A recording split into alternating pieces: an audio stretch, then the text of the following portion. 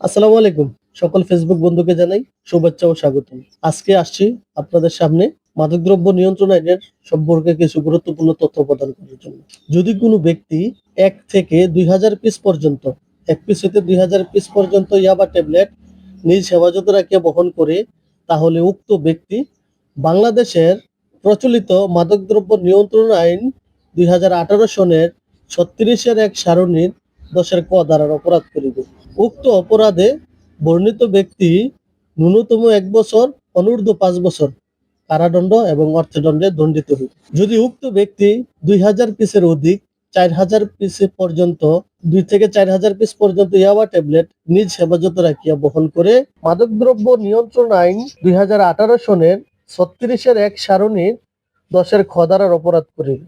উক্ত অপরাধে বর্ণিত ব্যক্তি ন্যূনতম ৫ বছর, অনূর্ধ্ব ১০ বছর কারাদণ্ডে দণ্ডিত হইবে এবং অর্থদণ্ডে দণ্ডিত হইবে। যদি উক্ত ব্যক্তি ৪,০০০ পিসের অধিক ইয়াবা ট্যাবলেট নিজ হেফাজতে রাখিয়া বহন করে, তাহলে উক্ত ব্যক্তি ২০১৮ সনের মাদকদ্রব্য নিয়ন্ত্রণ আইন ৩৬-১ সারণীর ১০ ঘ ধারার অপরাধ করিবে। উক্ত অপরাধে বর্ণিত ব্যক্তির মৃত্যুদণ্ড অথবা যাবজ্জীবন কারাদণ্ডে এবং অর্থদণ্ডে দণ্ডিত হইবে। সো আসুন আমরা মাদককে না বলি, মাদক মুক্ত দেশ গড়ি।